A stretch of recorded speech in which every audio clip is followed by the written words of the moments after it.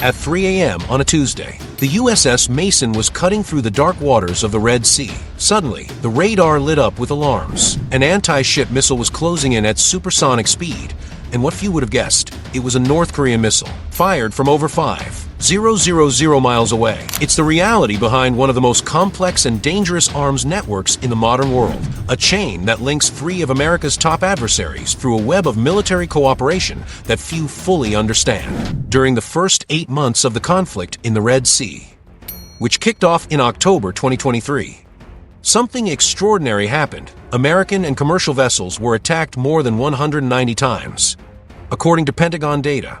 But here's the detail that changed everything. Many of these weapons showed a level of sophistication that a rebel group in one of the world's poorest countries shouldn't have. In July 2024, the U.S. Defense Intelligence Agency released a revealing report titled, "Seized at Sea: Iranian Weapons Smuggled to the Houthis." The document had undeniable visual evidence showing that key components of intercepted missiles were of Iranian origin. But that was just the tip of the iceberg. What they uncovered was far more disturbing. To understand how we got here, we need to rewind to the 1990s. North Korea, despite being one of the most isolated nations on Earth, discovered that its missiles were like liquid gold on the international black market. Kim Jong Un realized that ballistic technology wasn't just a deterrent, it was a vital revenue stream for a regime crushed by sanctions. Iran, meanwhile, was dealing with its own international pressure and had clear regional ambitions. So, the partnership was born out of mutual need. Tehran offered oil and money. Pyongyang supplied missile tech and technical know-how. That alliance gave birth to systems like Iran's Shahab, a beefed-up version of North Korea's Nodong missile. But here's where it gets really interesting. A 2024 report from a national interest revealed that this partnership never really stopped. In fact, it evolved and deepened. The report confirmed that renewed cooperation included the transfer of critical components, with the most recent shipment tied to this relationship happening in 2020. Iran came up with a brilliant strategy. Instead of confronting the U.S. head-on, it built a network of allied groups, so-called proxies, spread across the Middle East. This lets Tehran wage war against its enemies without declaring open conflict, all while keeping up the excuse of plausible deniability. These proxies include Hezbollah in Lebanon, various militias in Iraq and Syria, and the Houthis in Yemen. Each gets training, funding, and, critically, weaponry from Iran. But here's the game changer. If Iran gets missile technology from North Korea, then that same tech inevitably ends up in the hands of its regional allies. The Houthis, officially known as Ansar Allah, currently control a huge chunk of Yemeni territory, including key areas near the Red Sea. Since October 2023, they've turned that geography into a weapon, launching over 90 attacks on ships moving through one of the world's most crucial trade routes. What makes this even scarier are the 2019 UN reports already documenting North Korea's attempts to supply weapons directly to the Houthis via arms dealers in Syria. While there's no smoking gun that North Korean missiles made it directly to the Yemeni rebels, the evidence of attempted transfers is rock solid. And what started as simple missiles has evolved into something way more advanced. In September 2024, the Houthis stunned military analysts by claiming they'd used a hypersonic missile against Israel, while experts are skeptical about whether it was truly hypersonic tech. The mere fact that the rebels are even trying to develop this kind of capability shows how far they've come. The Houthis' ability to strike ships hundreds of miles away didn't just come out of nowhere. It's the result of decades of tech and knowledge transfers. Their arsenal now includes medium-range anti-ship missiles, advanced suicide drones, and guidance systems that can hit moving targets at sea. The numbers are both staggering and alarming.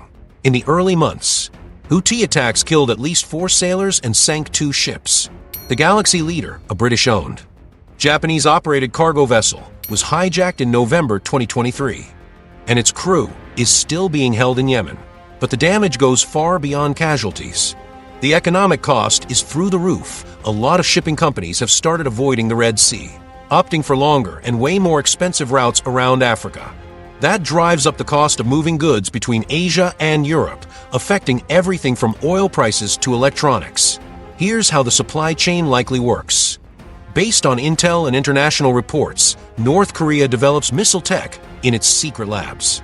That tech is then sold or passed to Iran under the cover of civil scientific and technological cooperation agreements, a fancy way of saying military tech transfers. Iran then modifies, upgrades, and produces those weapons in its own factories. Some of that output gets sent to its proxy groups, including the Houthis. So, when a missile is fired at an American ship in the Red Sea, it could carry North Korean tech DNA. Even if it wasn't physically built in Pyongyang, the U.S. response has been both defensive and offensive. Navy ships like the USS Carney and USS Mason have intercepted dozens of missiles and drones. In January 2024, American and British forces launched what was called the largest naval engagement in decades, taking down a massive barrage of Houthi projectiles. But every interception reveals just how much more capable the rebels are getting. The missiles are getting more accurate, the drones more advanced, the tactics more coordinated. It's a real-time arms race, and every strike teaches both sides something new. There's a deep irony in all this. While North Korea acts like it's shut off from the world, its military tech is traveling thousands of miles and messing with one of the planet's busiest shipping lanes. Globalization didn't just connect markets and cultures, it globalized conflict in ways no one saw coming. A decision made in a bunker in Pyongyang can, months later, trigger alarms aboard a U.S. destroyer in the Gulf of Aden. That's the new face of modern geopolitics, where geographic distance doesn't mean strategic isolation anymore. But look, we've got to be honest about the limits of what we know. It's confirmed that North Korea and Iran have cooperated, and still do, on missile development. It's also confirmed that Iran arms and supports the Houthis, and that the Houthis are regularly attacking ships. What's less clear is whether any specific missile fired by the Houthis was built in North Korea. If that kind of smoking gun exists, it's locked away in classified intel reports. But not having public proof doesn't make the threat or the connection any less real. Defense analysts see three main paths forward. First is escalation. More frequent and advanced attacks could trigger a heavier American military response, maybe even strikes on Iranian facilities. Second is diplomatic and economic pressure, coordinated global efforts to track and block arms transfers, paired with even tougher sanctions on all involved. The third, and maybe most likely, is the normalization of instability. The attacks keep coming at a manageable level. The interceptions become routine, and the world just learns to live with a global trade route under constant threat. This whole story teaches us something crucial about power in the 21st century. It's no longer just about how strong a country is on its own. It's about how well it can build and sustain networks of allies and proxies. North Korea, despite its economic mess, has managed to project power globally through strategic partnerships. Iran turns sanctions and isolation into fuel for building a regional network that keeps challenging U.S. interests. And the Houthis, a group most people hadn't even heard of 10 years ago, can now disrupt global trade and force superpowers to respond. And in the middle of all this strategy talk, we can't forget the human cost. Merchant sailors just doing their jobs now sail through waters where they could be attacked any minute. Families of kidnapped crew members have been living in limbo for months. U.S. soldiers aboard warships spend months in a constant state of high alert, knowing the next missile might not be intercepted in time. Every alarm that blares could be the last one they hear. This is the human side of the stats and strategy briefs. But in the middle of all this analysis, let's not lose sight of the human cost. American sailors just doing their jobs now cross waters where they could be attacked any second. Families of captured crews live with constant uncertainty, not knowing if their loved ones will ever make it home. Service members aboard combat ships spend months in high alert, fully aware that the next missile might get through. The psychological stress is unreal. Imagine living for months knowing that at any second, an alarm might go off and give you less than a minute to stop a projectile that could kill you and your whole crew. Unofficial crew accounts talk about the constant tension, the unmistakable sound of CIWS defense systems firing up in the middle of the night, interceptor missiles lighting up the dark sky, and the adrenaline that takes hours to wear off after each incident. This is the human side of this story that barely makes the headlines. There's also the toll on families. Wives and husbands of sailors live with non-stop anxiety, knowing their partners are out in one of the most dangerous regions in the world. Kids ask questions they shouldn't have to. Why does daddy have to be somewhere people want to hurt him?